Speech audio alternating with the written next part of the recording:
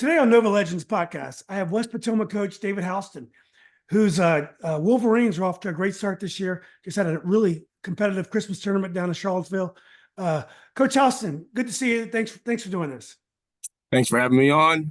It's an honor to be on with you. I've seen so many hours of your content and interviews. I feel like we're like fourth cousins or something. So yeah. Well, you've probably been on just about as most as everyone, but like maybe 5 people. So you've been part of that content. Well, and thanks for doing that. You went to West Springfield. I believe you're a class of '92, coach. Correct. Yes. Played for Jim Warren there. You guys made a run deep into the state tournament in '91 with Jamie Warren and Derek Hester, your buddy Barry Stunson, late Barry Stunson. A really nice team. Yeah. You went to Coppin State, played for Fang Mitchell, legendary coach there.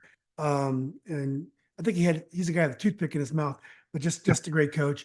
I know you learned from Dick Wickline, one of our all-time great coaches up here. I think you were assistant for him at West Springfield. 7 years, yes. Yeah. And then you've been at West Potomac for, I think, more than about 10 years, coach? This is year 20. Oh, my God. I didn't know you were that. I thought you were younger than that. 20 years, West Potomac. You've won numerous district titles. I believe you won a regional title as well, coach, didn't you? No, not quite. No. That's the next one on the agenda. And the last 2 years has taken a 5 seed and a 4 seed and won the very competitive Patriot District. Did I get most of that right, coach? Sounds good. Yeah. Oh, it's pretty good. I played for Craig Hamilton was my coach after Jim Warren at West Springfield. That's right. And then, after being with Coach Wickline for those years, 7 years at West Springfield, I was a head freshman coach, assistant JV coach, and then I was his assistant varsity coach for 2 years. And then I got the job right after that at West Potomac, and I've been there ever since. Okay, great. Well, thanks for setting that straight. Well, let's go back to this year's team before we go back to the West Springfield days and before. Your team the last couple of years has been the kind of team it's kind of gelled late in the year. I think most time maybe underrated or below the radar most of the year, and then you've been able to get the team to peak right at tournament time, and you win the district. This year, I think you're probably seen as more of one of the favorites right from the get-go. You did lose a game to Forest Park, but you got some big wins against Tuscarora out here. You beat I know you beat Western Branch in the Christmas tournament. They were undefeated. Just the season's been going really well. Tell us a little bit about this team and how have you been able to get this team to start off with such a strong start to the season? Well, yeah, we've I think our off season is really important for us and what we do at West Potomac. And this year we've had some continuity with our players in the off season. And the last couple off seasons, we did not have that. So going into last year, we had some changes in our lineup and in our program. And of course, the year previous to that, we were coming off of COVID. So we never really had like a full complement of a spring, summer, and a fall with the same guys. And then this summer and this off season, we have had that opportunity to have had, returning players from last year, young guys that came up from JV, be a part of our spring league and summer league, and then our summer workouts and team camp and fall league and everything. So all the combination of all those things we think is really what helps make us really good. And we've had that, and we had really good success during that time. I've been really pleased with the kids, how they showed up and they worked out. And then we set our schedule really tough. We knew right away. I mean, we didn't set the fall league schedule, but we played Coach Bentley's Wakefield, league, and we had a great schedule, a set of games of teams that we played out there. I mean, we played Tuscarora in that, we played Patriot in that, we played South Lakes in that. So, we had some really good, gauges to see, how we were, if we thought we were pretty good, and we thought we were pretty good. So we came into the season with not the idea of like build and get to the end of the year, but we really thought that, we could start off really strong. And so far we had. I mean, Tuscarora was very, very good. I thought Forest Park was very good. Who we lost to Albemarle, who's very good. So far, at 9 games, we're 7-2. I think we're right where we want to be. What's interesting about your team is your players are kind of on the low key side. Like I don't hear a lot of the players' names. I heard you got talent, but I don't know a lot of the names. I know you had a couple all districts last year. Tell us a little bit about your personnel.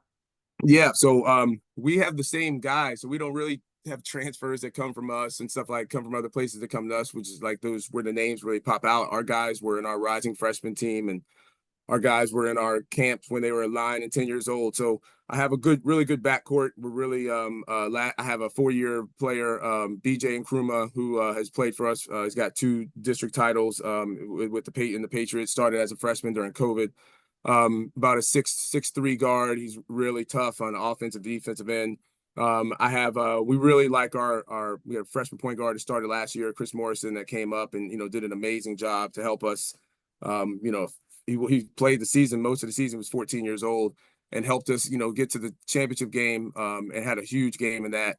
And then we have another young kid, Justin Edwards, who played JV, about 6'4". He's ceiling is enormous for him. And these are, kids that have really been with us for a while. I have seniors. I got a bunch of seniors. Ethan Green starts for us. John Colligan is a baseball commit to Ball State, playing there. His dad is the girls coach. No, they're not actually related, but Oh. Cool connection though, but Yeah. they're not actually related. But he's one of our 2 sports stars. We've got a bunch of 2 sports stars. Mason Hopper off the football team, who was a wide receiver there. Dominic Sanchez is a 2-sports star. He was a quarterback for the football team as well. And then, all of our guys really came through our JV team and freshman team. Everybody that's playing for us. We have 12 guys on the team.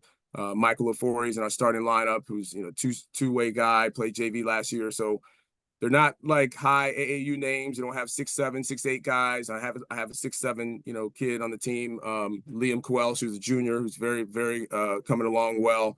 We're just coming along together, young and coming along together and running our stuff. And, I think defensively we're doing well. And I really like the attention the kids are giving to the way that we play. Yeah. Well, I know your JV team and freshman team were really good last year. It's weird. West Potomac, the soccer team was very good the last couple of years. Their football team had some nice performances this year. The girls team got to the regional semis or final. State quarters last year. Yeah, West Potomac is the demographic there changing? Because all of a sudden West Potomac is becoming competitive in so many sports. For a while, you got the feeling that it was at the part of the county that was, in terms of demographic, it was dying. It wasn't the place to be. Things seem to be changing the last few years. I think our demographic is still the same. I think attention to into kind of what I just was talking about with us. We have more. I'm one of the veteran. Actually, I am the most veteran coach in the school now. So I know a lot of the coaches are now. We're putting a lot more attention. A lot of the other coaches and programs are putting more attention into their off season, putting more attention into the development of the player. From freshman all the way up. I think we're paying a lot more attention to that. We have a new athletic director who's putting some more attention into things like that. Our principal's really been, about making sure that we have the full student athlete. So we've probably about the past 6 or 8 years has really been a real focus on that. And I think even on our boys side, on the basketball side, we got the sportsmanship award in 2020 given by the Cardinal, basketball, which is really cool. We weren't even after that, right? We were just like trying to play the right way. And so I think that's kind of spread around the building. My daughter plays in the girls team, so I see the same things, that are happening there. So I like the way that we're going. It's really competitive over there. I don't think the demographics changing though. No, I don't. I think it's the same. I think we're just focusing on the right things. How would you describe the West Potomac demographic? I mean, you went to West Springfield. I interviewed the South Lakes football coach, Jason Hescock, during football season. And he said the West Potomac demographic is much different than South Lakes, which surprised me, but really shouldn't. I mean, every area of the county has its own flavor. How would you describe the kids that you get? Well, I'm a historian, so my job first is to know West Potomac really wasn't ever built to look like it does. We weren't. West Potomac was built because there was a school, Fort Hunt, which was one community school, and then there was a school, Groveton, which was another community school, which the two weren't ever really supposed to play together. And then Fort Hunt burned down, and then they had to form West Potomac. And so The neighborhoods are still separated. I mean, we're really one of the more separated neighborhoods and schools, probably not probably, I think in the county, just because of the makeup of it. We'd be more probably more compared to TC Williams or Alexandria City, because how they originally were formed. And so we have multiple youth leagues that feed to our school, as opposed to like coming from West Springfield. We had SYC. I played for SYC, and pretty much everybody there went to West Springfield, right? And I think like in Robinson and area BRYC, we have Fort Hunt, we have Gum Springs, we have Lee District that all feed to West Potomac, and so it's a challenge, no question about it. I love the challenge. I love the idea of having kids that really would never interact with each other because of where they live in the communities. That the sports is what brings them together, and so like what we're building for is kind of more American wise of having a little bit of diversity all over. So our building is, and our hallways are super diverse, lots of languages, being spoken, lots of cultures. And I'm a big fan. You mentioned Fort Hunt burned down. I thought they were just combining the schools. They combined the schools because Fort Hunt burned down? Yeah. Oh, Yeah. I didn't know that. I thought there was a conscious decision to create one high school. No. It should, I mean, and historically, like the movie Remember the Titans, right? That's like 30 years after Brown versus Board, right? Said it's supposed to happen. So it naturally happened. There was a fire at the school. Some people say they know, some people say they don't know what happened, but there was a fire at the school, and then ultimately those students were displaced, and so they had to create a building, and West Potomac was formed. Yeah, and when they first combined the schools, you guys are incredible in every single sport: football, basketball, tennis. Right. You name it. You mentioned your point guard and his development. Now, one of the challenges that you had last year was you had a high profile transfer right before the season started, Donovan Bass Briscoe. Did I say it right? Yeah. And Donovan transferred to Hayfield. Was it a blessing in disguise that Donovan did that? Because your point guard, you were saying he was 14 years old. He got thrown into the fire, very tough district, and he ended up having a great season, and it's paying dividends. Did that end up working out well for both teams? It's worked out well for Chris. He had the opportunity, and he took advantage of it. So it wasn't even anything that we thought that we were going to have to do. We scrimmaged Patriot because Chris started out in the JV team. He's really good in JV, and we had a scrimmage, and we scrimmaged Patriot, and I knew that Patriot was one of the best teams, and Sherman and I scrimmaged that, set that up, and I realized that after that scrimmage that we needed some help at that position, and so he showed well in the JV scrimmage against Patriot. And then we had about 4 days to get him ready. And we had to go on the road to South Lakes. And the next night we played at Potomac. And then 4 days later, we played at South County. So, I mean, talk about getting thrown into the fire when you're 14. So he took advantage of listening and, learning. And like right now, a year later, he's like a whole nother person. He's really taken advantage of that. So, blessings. I don't know about all that. I just know that there was an opportunity. He was given the opportunity. His family, I talked to them first. Here's a situation, and they were on board with it, and so far so good. Yeah. What are your thoughts of the Patriot district? Now, I was talking to Tony Skin, coach at George Mason, and I was telling him about Robinson, that they're in the Patriot district. Coach Skins lives in the Robinson district, and his son would go there, except he goes to private school. And I was telling him what a great district it is in terms of every team has at least one or two really big time players now. And it's really balanced. I think Robinson probably was the weakest team last year, but I think they're probably improved. And I think Lake Braddock, maybe they're still on the rebound a little bit. But other than that, every single game is very competitive in the Patriot district. Yeah, it's been that way my entire career. And I think also the part of it is the coaches in the Patriot District from the time I started 20 years ago. I mean, I started my first district meeting. I think I had Brian Metris, Charlie Thompson, I think Ivan Thomas was at like TC. I mean, it was just, good coaches all the way around. And I think it's the same. I think the coaching is really good in the league. And I think that it's diverse in the sense of the styles that everybody plays is different. And it's really unique to the teams and the schools and the coaches. And I think you can't just for instance, next week we play Woodson on Tuesday and then Alexandria City on Thursday. And so it's certainly going to be two completely different styles of games, but both are going to be high level games. So what I love is that it doesn't ever give us a chance in the week to be like, all right, I'm going to get my last guys are going to start this game, or, we know we're going to win by 20 or 30. It's not really like that. So I'm a big fan of the league. I'm a big fan of the league. I feel like when you're able to compete at the high level in our league, you're probably going to be able to compete anywhere in the state. Yeah. Well, already this year, you've played top teams in Loudoun County, Tuscarora, Albemarle, which is Central Virginia, is a really tough program. I've seen them play this year, and you played Western Branch from Hampton Roads. Is there when I was playing basketball, we didn't see other parts of the state unless we're lucky enough to get to the state tournament. The AAUs, Northern Virginia played in the Potomac Valley back then. I'm not sure if it still does. So we didn't even play the top players in Virginia in AAU.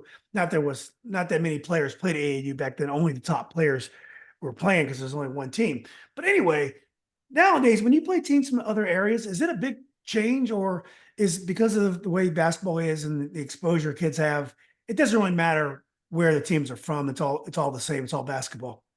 Well, I think we prepare our kids because we go to team camp down at Randolph-Macon in Ashland, and really that's kind of how we even know to go down to Charlottesville. The coaches at Western Albemarle are brothers, and they go to the team camp that we go to. So I've known them for 20 years. And so at the team camp, we're playing teams from Richmond, we're playing teams from the beach, we're playing teams from Petersburg, we're playing teams from up here.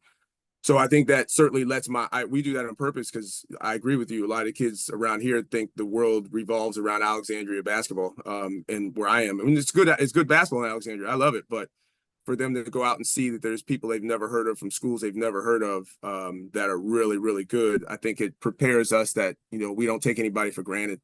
We didn't know much about Western Branch. I had some film on them, but I mean, guys, at least they were tough. They were tough. Styles are a little different the way people play. They slash a lot in certain areas, a little bit more. They shoot outside shots a little bit more in certain areas. So I like the fact that to win, if you want to compete in the state, you got to be able to go around the state and play everybody. And so that's what we're doing. The Maynard brothers were coaching down there when I was in law school and refereeing. So I refereed them in the late '80s, early '90s. That's so long both of them have been there. Yeah. And I believe they coach baseball as well. How about you played Western Branch? We used to think that the teams from Hampton Roads were tougher than us. Basketball, they were superior, Boo Williams, Summer League, but just tough, kind of hard scrabble kids. Is that notion still around today? Or I know that Sherman and Patriot lost a tough one yesterday to Hampton. They lost to Woodside earlier. Is there any notion that these maybe kids from these urban areas in Virginia are any tougher than our kids in Northern Virginia anymore? No, no, I think I do agree. Back in the day, the word was, to win the states, you have to go through the beach. You got to go through Richmond. That's how it was. We lost to Bayside in '91 when I played for West Springfield. And so like that certainly, was the word. I think in 2000. You actually lost to George Wythe. I'm sorry, we beat. Yeah. Sorry, yeah, yes. I forgot you had that interview with Jamie and them. George Wythe. But really, the idea was you got to go through those teams, and but it really in 2008, I think it changed in 2008.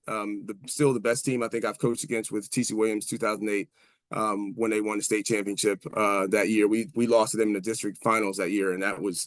I mean, they were rolling, and I think they kind of let us all, like the Northern Virginia schools, is on notice. Like I knew with us, we can compete with TC at that time. Now we're actually competing with the best teams in the state. And it used to be you had to travel to see the best team in the state, and now the best team in the state's in your league. And I think for our Patriot League, I mean, after that, we had a number of teams, do really well. Obviously, Woodson wins the state championship in 2017, and then right after that, South County comes in and does it. So. And then on the football side, Westfield was winning, and I think it's shifted. I think do I think that they're tough down there? Absolutely. Western Branch was tough. Those Woodside, those teams are tough, but are they tougher than us? I don't know, because I think that we're now able to go out and play those teams on a regular basis and schedule them, and before it was harder to schedule, outside of your conferences, and it was just hard to mix those in. And I think now those of us that are really trying to do well late in the year are scheduling, to play whoever we can play in the state and wherever we can play them. So we play Kings Fork in a couple of weeks, back down there. So we're still on that same track of, I think my kids are tough, and I'm telling them if we can play with the teams that they said we're tough, I think we're all right. Yeah, things have changed. The other day, Flint Hill played, was a Blue or a team from the Inner High, and Flint Hill was starting fights, from what I hear. And when you think about it, when I was raised, when I was playing, we wouldn't think about starting a fight with the Inner High team. I mean, Robinson High, for us to think we're gonna get in a fight with these guys was crazy. But it just goes to show you, the suburbs, the city, the way kids perceive these things have changed. I think all those, I don't want to say barriers, but all those kind of perceptions have kind of been passed away. When you Well, look, social media plays a big role in that too, because now you can teach kids. I remember hearing about, guys when just hearing about people when I was in high school and never actually seeing them, never really actually seeing them, but just hearing about them and, hearing this kid is big and tough and all that stuff. And then when you finally actually see the person, they're not quite nearly the 4 inches that they said they were taller than you. And so I think now these kids are able to see everybody and, they follow everybody. So they're not shocked to show up and see a good player anymore. yeah, I think my first high school game on varsity, we played Spingarn, and we played against Michael Graham and Sherman Douglas, and it was like we were on another planet. We went in and saw these guys, and they were dunking, and it was different. We would play TC very tough because they were in our district, and we knew we were familiar with them, even though they were a great team back then. But it was a little bit different when we went downtown. Now, when you look around the state, and particularly our region, I mean, I think it's pretty much assumed that South Lakes and Patriot are amongst the favorite. But I still think things are pretty wide open. And I know you're more focused on West Potomac at this point, and also the Patriot District at this point. But do you agree that things are probably more wide open than people think right now? I don't know about wide open, like 10, 12 teams can win it, but I certainly think wide open that it's not a foregone conclusion that one or the two teams are going to win. I think there are a number of good teams around the area that sometimes really just play well together. Looking at rosters, I see a lot of like senior chunked rosters with some teams that have been playing together for a while. So those are teams you really got to worry about come late February. They don't want to lose. They're going to play hard as they can. They've been playing together for a while. They're going to follow the system, and they're going to be hard to rattle. So because of that, as opposed to like a bunch of young lineups, I think it would be a little bit more open. Yeah. And is any team in particular surprised you this year? Like I would say McLean, big win over Fairfax. Yes. I don't know if Fairfax had injuries, or they have another couple other big wins. They had a big loss or two as well. But so I'd have to say, even though I haven't seen them, McLean's been kind of a surprise to me. I would say They were solid last year. But what about you? Who have you seen around that's kind of a surprise so far? No, I would say the same thing. I would say that McLean has actually surprised. I saw them in film, but I haven't seen them. But they have a couple of wins that I was in that I haven't watched the Fairfax game, but I saw the scores. A little shocking. We play them in a couple of weeks. Alexandria City, I've seen them play a couple of times, and they haven't had all their guys, and they're still winning. So I think they're. And I saw them. I saw the game against South Lakes. They battled them. It was a lot closer than I think the score. So, I think they're certainly in the mix. We play Woodson next week. I think Woodson from the beginning was a team that everybody thought was going to be pretty good. And I know they have come back from Pennsylvania. I'm sure they've probably learned, a thing or two, and, their coach has been around a long time, so he knows what he's doing. But outside, honestly, you said it right. I'm focused at this point now on West Potomac. I'm focused on getting our start of our league play next week, which is going to be really, really tough. So I think that we're in the mix as well. I think we're up there as one of those teams that can compete in late February and possibly in March. Yeah. Well, all this passion you have with coaching and all the time you spend with it. Jason Coleman tells me your son is a special player, and I know your daughter plays as well. Is it hard on a coach when you can be putting a lot of time into your own kids, but you're coaching, that's part of your job, part of your employment. What is that situation like for you? Do you enjoy that aspect? It's hard. He said, "Is it hard?" Yeah, absolutely. I got to watch my daughter yesterday. So I think I've seen her play 6 times live this year, and last year I only saw her play 6 times the whole year, whole season. So I've worked with her whole life to get her ready, and I would love to see her play every single game. But it is hard. It is something that I couldn't do it on my end. I couldn't do it without my wife and without my family being a part of it. And so being a part of everything that we do, I think I found my passion, and I think I found my purpose in the coaching and what I do and teaching and stuff that I do. So I certainly know that takes away. There's some sacrifice that's got to be had somewhere. Could I be spending more time with my own children? Absolutely. But I think like they spend time, they see the kids that they see are influenced by the players that I have. I think is also special for them to be a part of. So it's a tough balance. I hope my son stays special. I don't know. I hope he stays special and is able to play at a high level when he gets up, to me. But in the meantime, my family's kind of settled in. This is what we do. And, I think we're doing all right with it.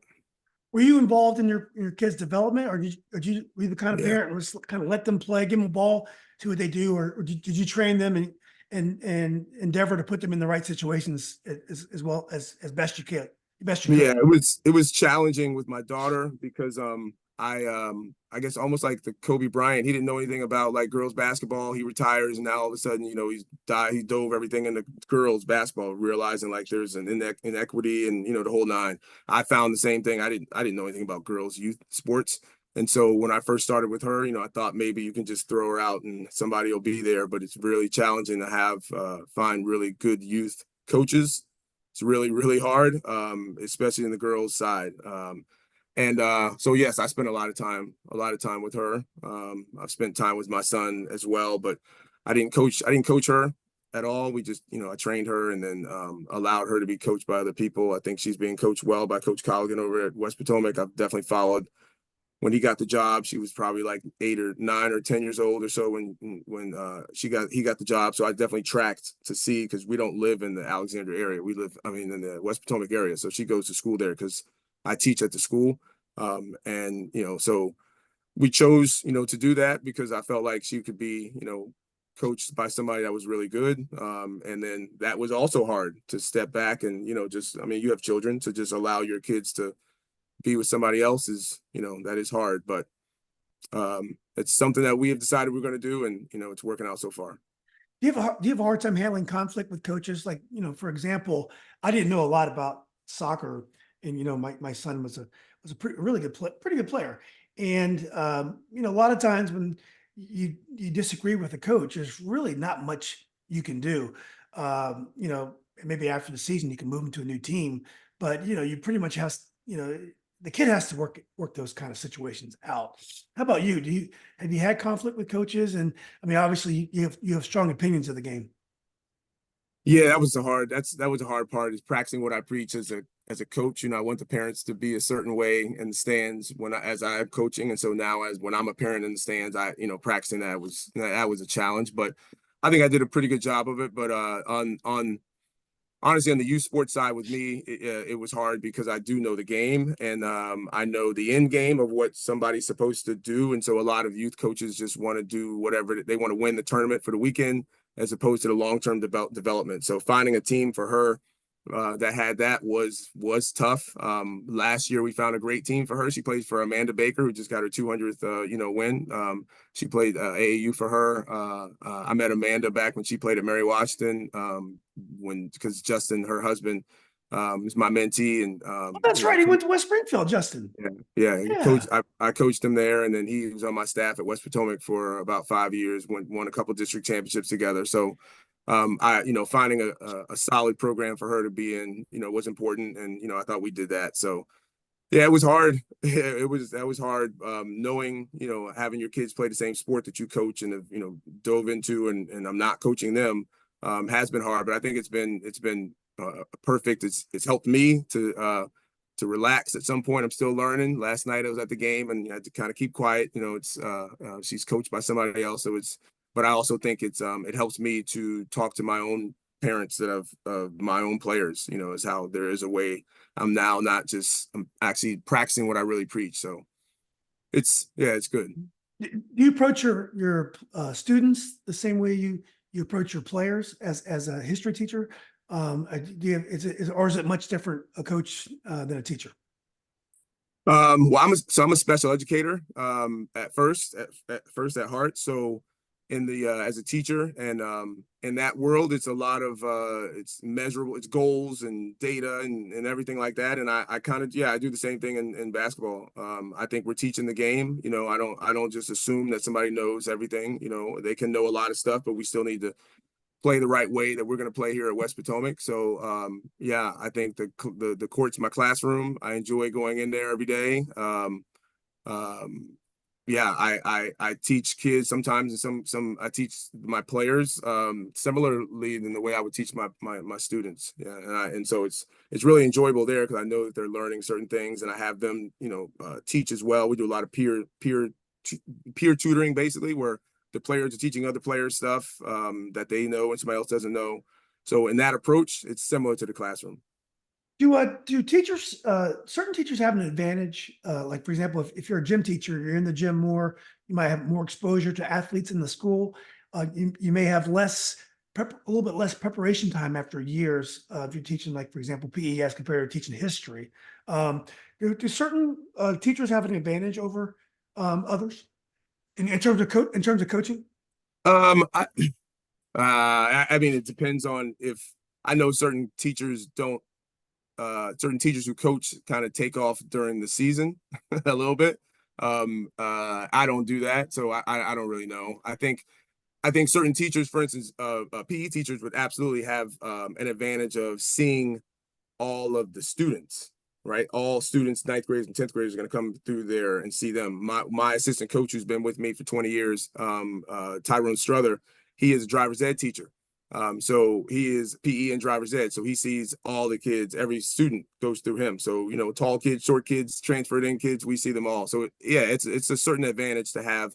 I have 5 of my staff is in our building in different areas, teaching or security or instructional assistants. So we have a lot of eyes on our students in the building, and that absolutely is an advantage to have eyes on your students during the day, as opposed to coming from an outside place, coming in and then having practice, not having known what's happened the entire day, and the administration's got to tell you that so-and-so can't play, they haven't been in practice, they haven't been in class. And we have an advantage in that sense, but based on the course you teach, do you have an advantage? I'm not sure. I'm not sure. I think if you set up stuff in order meetings to meet the students, I think it's equal, really. Yeah.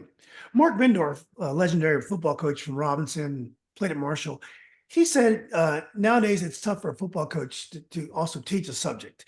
He said when, like Ed Henry was a history teacher, I believe Bendorf coached, I forgot what he coached. But anyway, you don't think, does that apply to basketball at all? I guess with football, you have so much film. There's so much film. It's very hard to teach history and coach football. Do you think that applies to basketball? Yeah, it's hard. Yes, it's hard. It's hard to teach in general, just in teaching and teaching and grading and preparing and lesson planning and all of that stuff, and is hard. And coaching is hard in its own as well. So, but I think there's no excuses to it. If you got into it to do it, there's so many platforms. I mean, you can watch film on your phone. You can watch film, in a bunch of different areas. You have a staff that can help you watch film. Like, there's lots of different, I think back in the day, I mean, you only had one CD or DVD that was like, had to go around for like 5 coaches. Yeah, that was hard. That was hard. But now, I mean, with Huddle, I mean, in NFHS, sure, we can make excuses, but I won't. I'm a special educator, so I'm a 1 of 1 now. I'm a special educator, and I'm a AP teacher as well, and a basketball coach. So there's no excuses. Yeah, if you could coach another sport and you'd have to, go at it full bore. This is a sport, and you want to succeed in it, and you're not trying to get a couple $1,000 paycheck. I mean, this is a sport that you're trying to be the best. What sport would that be? Baseball. Baseball. Yeah. Baseball is my only regret. I stopped playing baseball. Yeah. It was Right. my first sport I ever played, and that would be, yeah. So 'Cause I you think were big. I love the idea of stats. It's a stat for everything, right? You can track if you're tracking stats, you can find increased production players and et cetera in the numbers. I enjoy looking in the numbers, similar to basketball. You look through the numbers, you can find out, how teams are playing and how your team is about to do. And so because you can stat so many different things in baseball, yeah, I think that would be what I would love to do. A Bill James guy, a Yes. Moneyball guy. Did you play baseball and basketball growing up? Yes. Yes. Okay. And who did you who were some of your earliest influence in sports? Some of your earliest heroes? Well, my father definitely, and then my family have played in the Negro League. Your So, father did, or well, no, my people in my family, so my great uncles and stuff played in the Negro League down in my family's from Georgia and Florida, and so just hearing about that, and my dad used to take me to the back in the day the old timers game that used to be played. I think like somewhere in DC used to play. I met Hank Aaron and all these guys, and so. Those are certainly big influence. But I grew up playing West Springfield Little League baseball. So if you played West Springfield Little League, the Little League was good and everybody was good and all those teams were going to West Springfield and playing. And so that's, that was really the big influence, was just how competitive that league was back then. It's still running around today, but how competitive it was back then. So as a kid, that was great. do you worry that black athletes aren't playing baseball now? Like Absolutely. when I was 10, 15 years old, in the 70s, 80s, we everyone loved baseball. Football had just passed baseball as a national pastime, but everyone watched the World Series. But there was like Dave Winfield, Reggie Jackson. You mentioned Hank Aaron. I'd watch him play even though he got out in mid 70s. There were so many. There was Griffey's.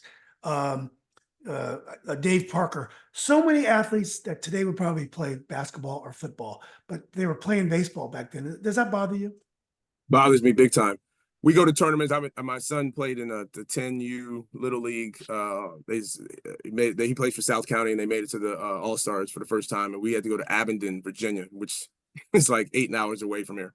But it was awesome. Anybody that's been to the state, tournament with their son, what an amazing experience, hotel and all that stuff. But as we look around, we're going to regionals and look around down the states. It's very, very limited with the amount of players of color that are around. We play teams in Loudoun, we play teams in Prince William. It's not a lot. And so when there are the players that are there, I typically talk to their fathers, just to find out, what's going on, talk to their parents, find out, how did you get involved? And most of them, their parents played. And so there's a lot of athletes now who didn't play, my friends didn't play baseball, which is how I stopped playing baseball. My black friends didn't play baseball, so I stopped playing baseball. And so you're less, I see a lot of the dads are less likely to have their kids in the sports they didn't do. And they're going to try to push them more in the sports they did. So baseball is one of those sports that you got to get in at 7 years old, 6, 7, 8 years old. Honestly, the kids have to be playing, because by 10, they're playing at a really high level. The kids are throwing the ball hard, and it's too late to get in there. So it does concern me. I don't know. I worry about the outreach from the high schools, I know the high school basketball coaches, we all have summer camps, right? That we reach out to the community and get kids there. My camp is really big for us. I don't see that as much with baseball, to try to reach to the players that they're not getting. So yeah, I hope that's something that can be addressed. I know Major League Baseball is trying to address it. It's obviously big in Major League Baseball as well.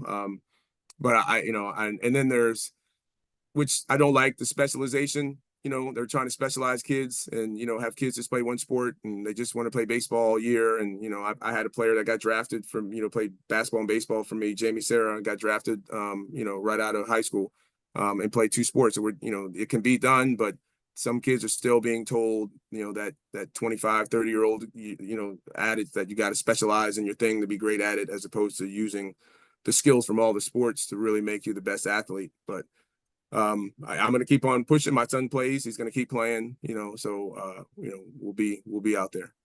Well, the black athlete changed all sports, but it definitely changed baseball. I went to a Nats game last year. There was no African-American players on the field. There were some people of color from the islands and also from South America, Venezuela. Has it changed the game back? Is it a different game now that there's no black players playing in very few American black players playing in Major League Baseball? I don't know if I have, an exact opinion on that. Because I mean, the players that are black players that are playing are certainly high level guys, like, Mookie Betts, is like the best player in the league type guy.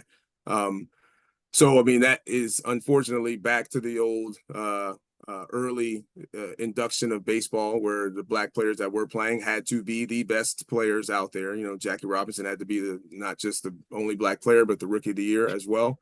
I don't know. It's interesting because when you watch the college World Series, there are certainly a lot of black players in the college World Series that are playing. So I don't know what's going on with the minors, and that's above my pay grade of able to answer that. Yeah. Well, let's get back to your sports. Well, first of all, your father, was your father an athlete? Yes. And what did he play? Both baseball and basketball. Yeah. Okay, where did he go to high school and where did he go to college? So he's from Georgia. He ended up going to Fort Valley State. Both my parents went to Fort Valley State. And he would have been one of those players that could have gone to Florida State, but during a time where segregation, he wasn't able to go to Florida State. So Fort Valley, luckily, is where he went. So I met my mom. So that worked out. But he was an assistant coach for a long time. I was born in Arkansas, Pine Bluff. He was an assistant coach at University of Arkansas, Pine Bluff. For baseball, for basketball? Basketball there.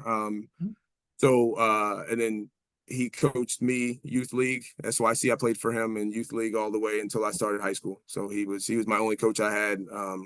Pretty much from 8 years old. He was the coach I had until I walked into the building at West Springfield.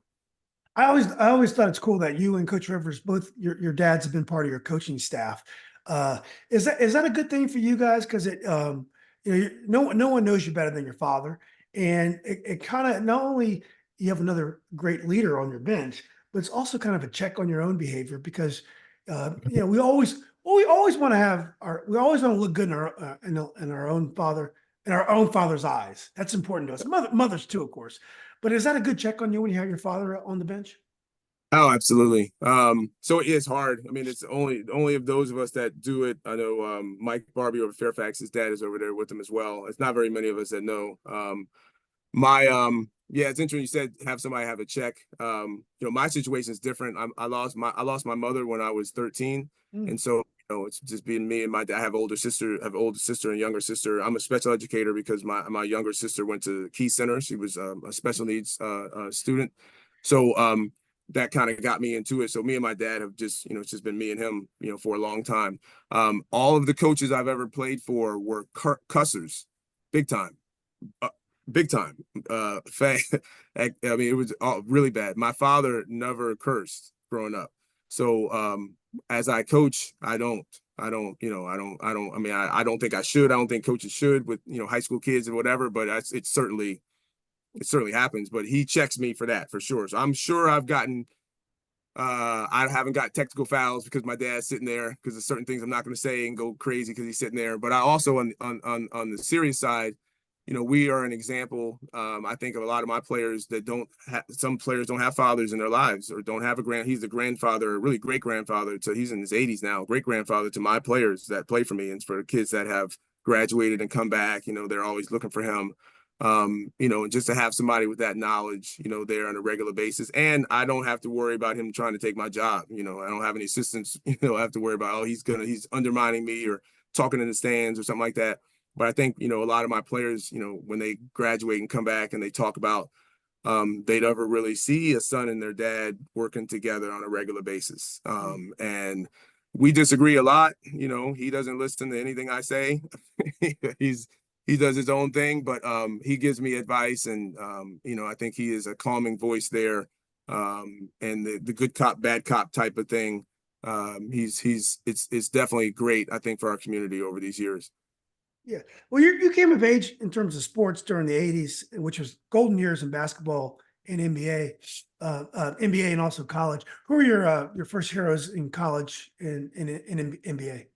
Well, I grew up a Georgetown fan, so my dad was a Big John fan. So my teams in SYC, we were the Hoyas every year, I think, every year. So I watched all those guys. Reggie Williams was my favorite player. I mean, I had my socks high. I wore number 34 because of him. Of course, I'm a big Patrick Ewing fan, big Charles Smith fan, like guys that play defense. My father was big on us playing defense. So I was really big fan of those guys from those. And then of course, like everybody else, I watched Len Bias, was just a huge, huge fan of his. And then locally, I played at West Springfield. So, the guys that was, playing there, Coach Warren had been there for a long time, so I, watched a lot of those teams play. I certainly sat in the stands and in the bench and watched Hubert Davis play over at Lake Braddock. I certainly remember seeing him. I think he had like a Gumby cut or something like that. I certainly remember watching him play. We had a lot of local guys. Brian Hill, was, getting to go to Georgia Tech. Like he was a, big influence for me to see him. And I think I got a chance to play against him one time in the summer when I thought I was pretty good, and he beat me down like terribly, and it got me back into the lab. So it was a lot of, I realized that we had really, really good competition and good players around here. So I didn't have to really like locally, I didn't have to, search the internet or no internet, but search something to go find out these really good players. Yeah. Well, you mentioned Jim Warren, who's a coach that I played against. I went to high school with Keith Warren.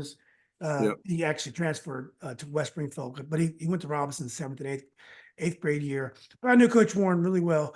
How would you characterize his coaching style, and what did you learn from him that you still use today? Actually, so Coach actually comes to when we play West Springfield. He pretty much comes to the game when we play them every time, and he comes to Lake Braddock when we play Lake Braddock. So I get a chance to see Coach Warren probably once or twice a year at a game, and we talk before the game and talk after the game. I know when I played for him, he was known as an innovator on the offensive end. Quite honestly, I learned more about him from your podcasts, with people talking about him and him as well. Like I always knew his connection to Mount Vernon. I always knew like some of his connections to other coaches, but I didn't quite realize the tree that he fell from. And then even talking to Jimmy Lewis, Coach Lewis, and how they knew each other from West Virginia, and all that stuff. So I didn't know all of that, but I mean he was one thing I do know for us to go to states that year is he changed the way we played against the teams that we played in order for us to beat them. So like that whole holding taking the time off the clock and doing all that stuff, that was based on the personnel we had and based on the personnel they had and the style that we were playing all year. We probably weren't going to win if we played that way. So I certainly, have taken that into my coaching style and looking at that. And sometimes you have to make a change, and then sometimes you have to, believe in what you're doing and say, we're really good at what we're doing and we can win that way. And so I remember those like strategic coaching things that certainly worked. I mean, to go to the States, we had to beat Madison, who was much bigger than us. They had the Lamerson brothers, and we changed our style for that game just to win that game, and we did. So he was, it was really influential in that sense. I seem to remember I was friends with a guy named Jay Hopkins. He went to UVA, Yep. and Yep. Jay was a great shooter. We used to play pickup a lot. He jumped too. He's told me there was a little bit of turmoil in that you had a lot of guys on the bench that were good that year, like Jared Hester came off the bench sometimes. You had a deep roster. Omar came off the bench sometimes, and I guess some parents wanted their kids to play. It was one of those years where everything worked out great. I mean, that was one of the most well-coached, well-oiled machines I'd ever seen. And that Georgia With team that you lost to was a great team. That matchup 2-3 zone that Booker ran, legendary coach as well. You guys really could have won that game. I believe you lost in overtime. But it was a magical season. But I do remember some turmoil that year. Is my memory correct that there were some things going on that some parents wanted their kid to play more, or vice versa, or is that just a bad memory? I mean, I was a kid. There was adult things that was going on. So it was I like to have kept myself in the kid role and in the adult role thing that was going on. Coach announced that he wasn't going to be coming back midway in the year. We pretty much knew it because Jamie was a senior. I mean, he was going to be going to college, and we figured that. I think he went to Radford right out of West Springfield. So that was pretty well known. We were very deep, we certainly were very deep. That was a different time too. West Springfield was going through some stuff there, kind of racially motivated stuff that was happening at West Springfield. I think the following year is when the Rodney King incident happened. A couple of years later, there was some stuff that was going on at the school. So it was interesting time. I mean, looking at it now as a coach, like putting myself, if I was in that position there, I met one of our assistant coaches, Coach Tracy Scruggs, who's one of my mentors as well. That was his first year on the staff. We talk about it now, how he came into something that, he didn't really know what's going on. But as far as players on the floor, we played the game to win the game, and that was the goal, to win the game. I think it was again a different time where when the game was over and practices were over, I think guys kind of went their own direction. But while we played, we knew that what we were trying to do was win, and this is going to put us in position to win. But just like, we won a game a couple of days. Well, last year we were on a 7-game win streak, and I had a parent say, have a meeting because they wanted their kid to play more. We were on a 7-game win streak. So, it happens. It happened 30 years ago. It's going to happen in 30 years. So it's par for the course. Well, you mentioned Tracy Scruggs, who I played against when he was at Mount Vernon. Tracy and Murray Ross may be the two best coaches to ever coach in the area that did not become a head coach. They were great. They were known as great assistant coaches. Talk a little bit about those guys. Well, Coach Scruggs got the Mount Vernon job, so he did. Oh, he did. That's right, he did. He did get the Mount Vernon job. He was head coach at Mount Vernon for a couple of years.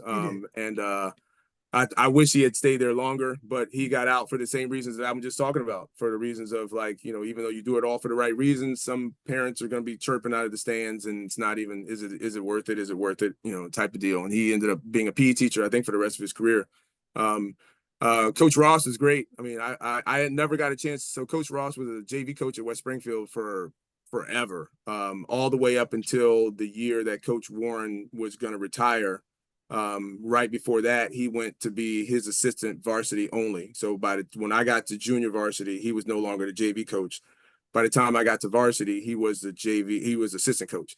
And so, but I remember all of his teams. He was an amazing motivator. Everybody played for him, played really hard. I mean, he was loud, but he certainly would come talk to you individually, and help you as an individual. And I know a lot of guys that still, I think he's in North Carolina now, living in North Carolina, or North or South Carolina. And I know a lot of guys still keep up with him. So, but Coach Scruggs, I talk to him on a regular, I still communicate with him regularly. He's somebody I run stuff by.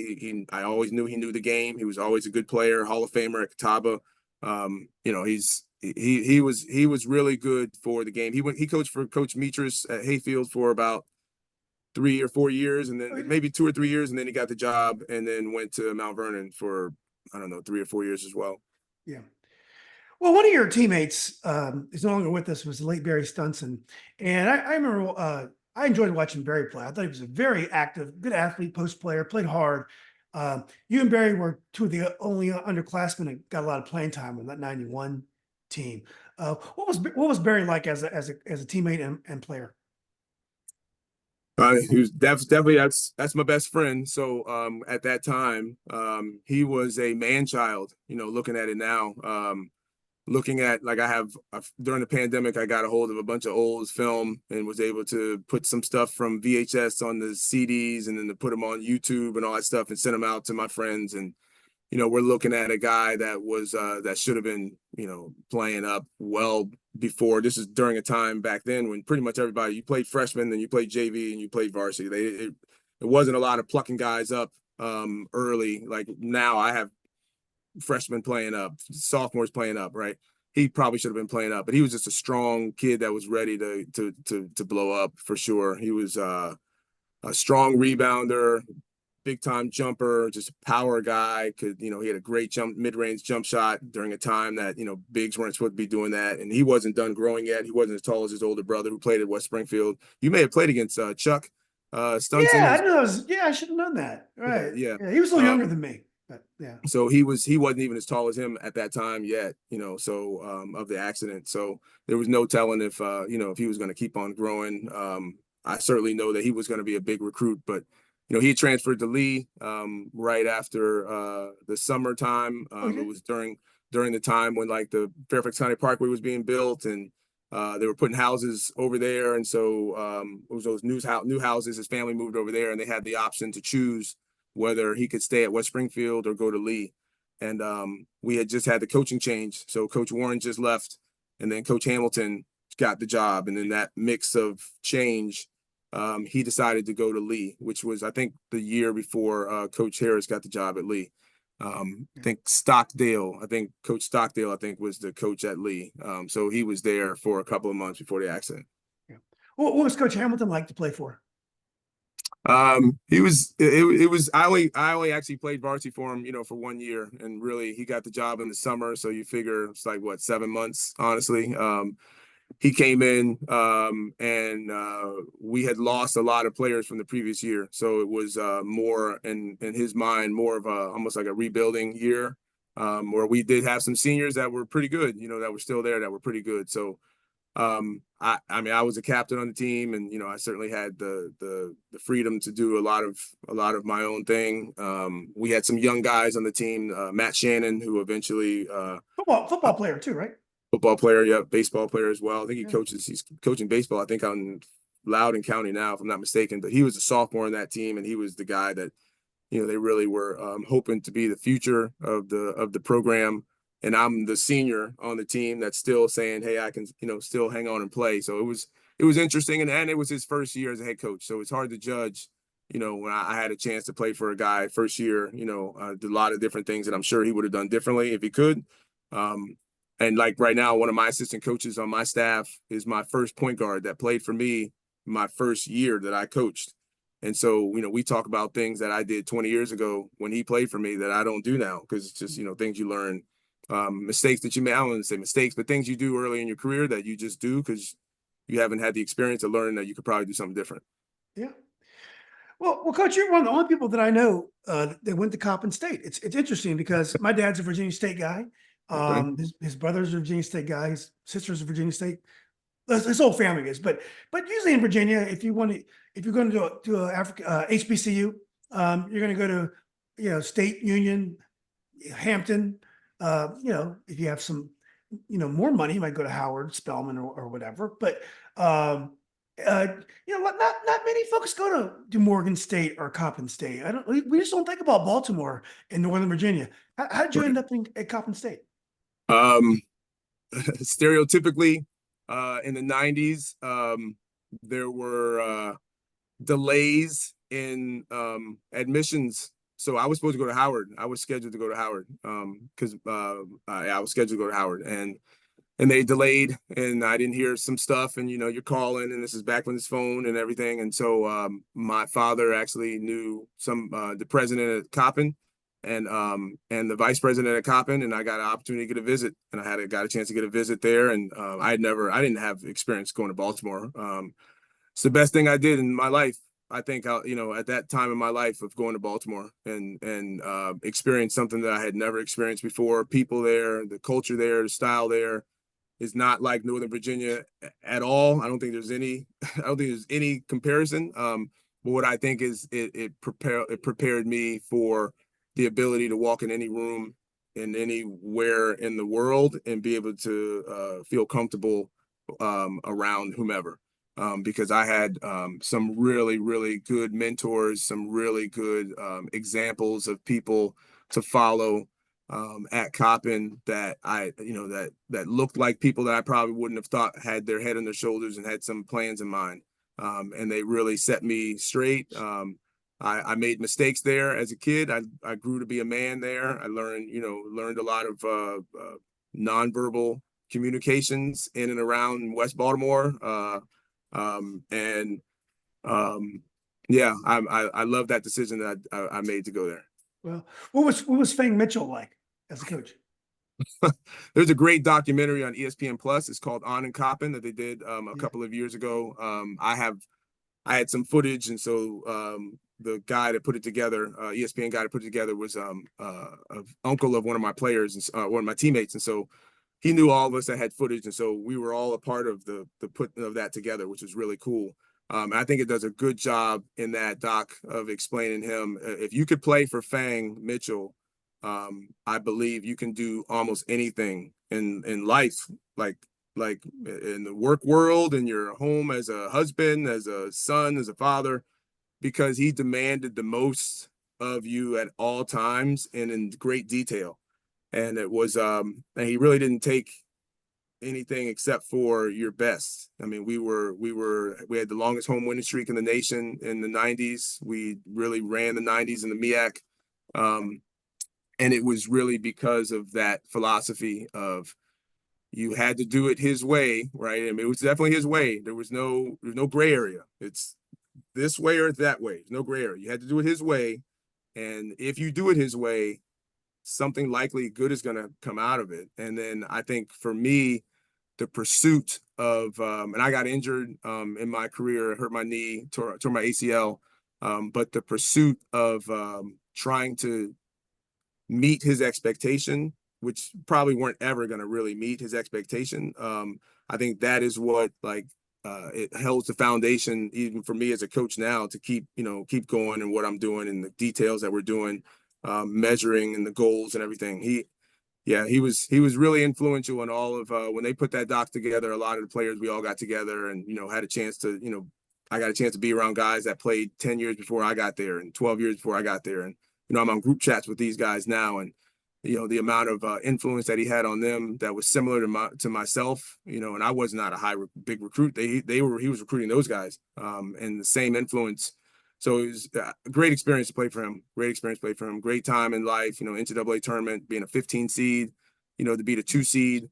That type of thing was all because he really had us believing that we were going to win that game. Like there's no question we really believed we were going to beat South Carolina in that game. So that's the type of coach that he was. One of those legendary moments. I think, was that the first 15 seed to ever win, or maybe the second?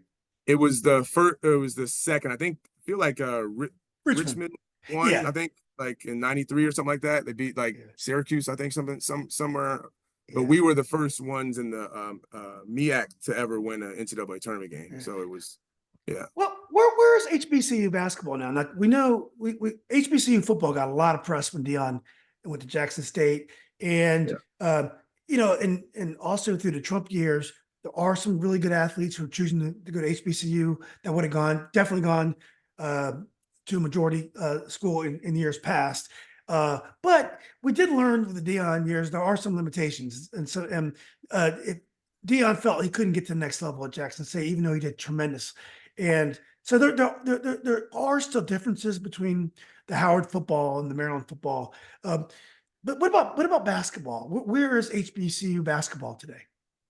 So I think it's similar there. I mean, the resources of just aren't the same at the HBCU. We just don't have the resources to even the recruiting resources, just the recruiting budget to get out there and to travel and to see everybody and to play. I mean, now this year, all the coaches on the Coppin staff are ex-players, which I think is a great insight that I have to the coaches there and the things that they're going through and things that are happening. And I mean, that's their biggest hurdle, is they're competing with schools that have a budget that is just, an enormous sports budget, where we at the HBCUs, if it's, we have to, the alumni, I say we meaning an alum, we have to keep pumping into that. I got season tickets this year for the first time ever because I really understood how important it is for the coaches to have, the ticket sales. Where I don't think that's nearly the concern at some of the other schools, is like making sure that these coaches, that I don't think it's the coaches' concern at these other schools that to make sure that they have these ticket sales. So that's just, one of the things. And I also don't really think that we're pushing HBCU as much as I think we should. It's certainly an option. It's certainly great basketball, as well as like when we were in Charlottesville Thursday. We were there Wednesday, Thursday, and Friday. Thursday, UVA played Morgan State, right? So if you are at an HBCU, you certainly can get a chance. We played against everybody when I played for Fang, Kansas State and Kansas and Texas Christian and Illinois. I mean, we're all over the place. So I don't think that's always told to the players that, yeah, outside of your, CIAA conference or MEAC conference or SWAC conference, you're still going to play teams that are likely going to pay you to play. Now, understand, you're going to play a big time team and they're going to pay you to come out there, and they're going to pay you, hopefully they beat you up.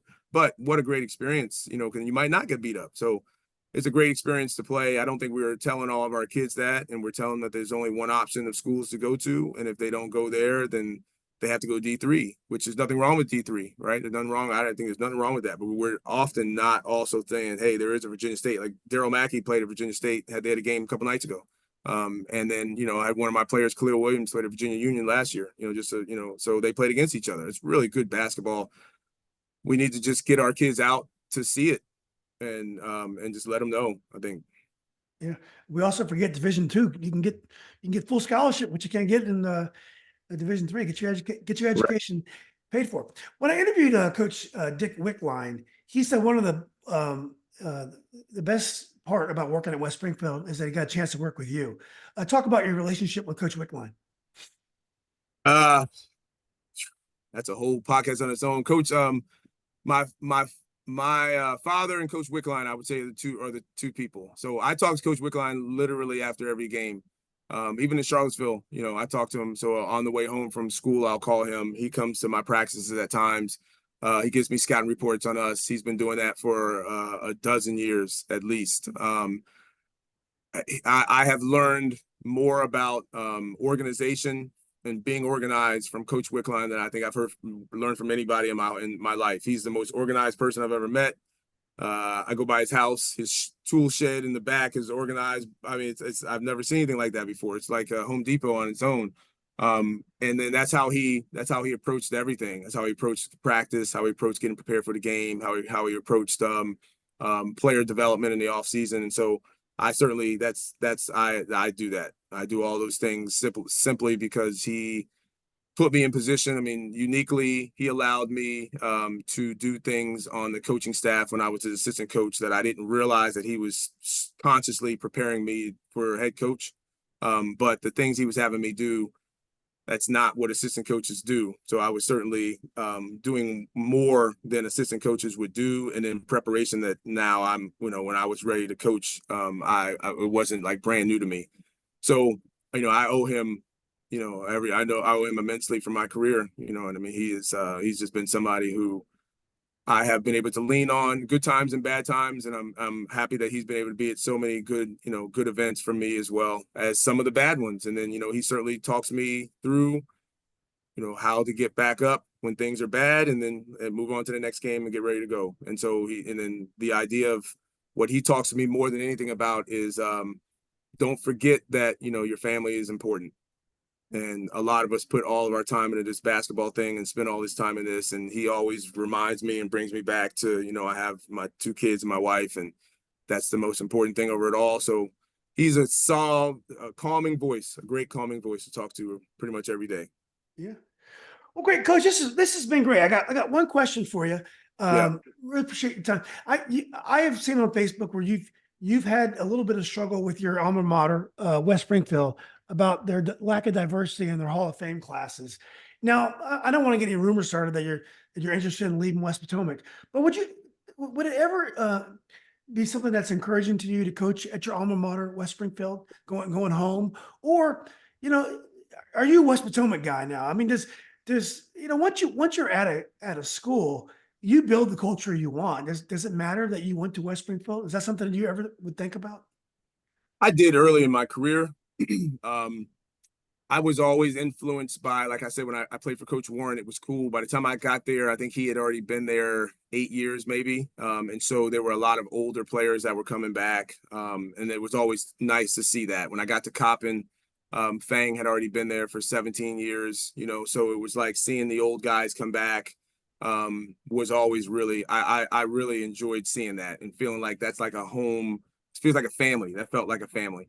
And I wanted to build that myself. And I feel like, in 20 years, I have enough alum. I have I think 137 alum that have played for me, and graduated on a senior night. So I certainly have the family atmosphere that that I'm looking for, that takes a long time to get. And I think just going back to a place that you originally started doesn't mean that it comes with a family feel to it. And so the grass isn't always greener. I got issues at West Potomac. There's no doubt about it. There are, people that don't want me there or people that do want me there. My principals have been great, so I haven't had no issues with any of my principals I've ever had.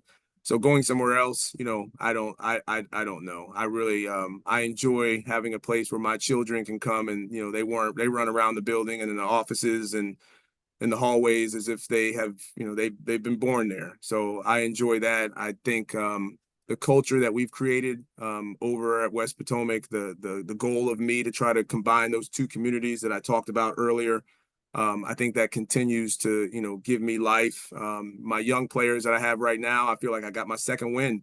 I feel like we're just getting started all over again. So I'm good where I'm good right now. I'm good right now. Okay.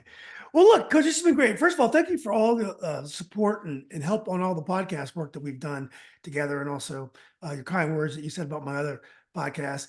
And look, you do a great job on the bench. You always handle yourself as a great role model to your players and players, and also to your opponents' players. So hopefully you guys can continue your success. This is a little bit different model this year. You guys start off so strong.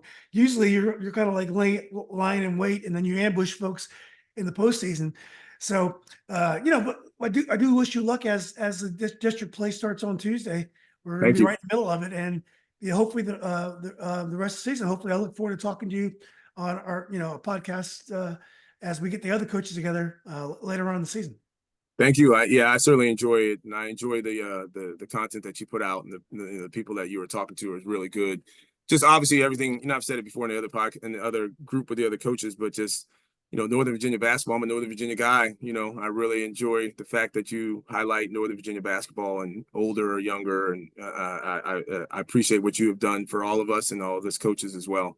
So thank you.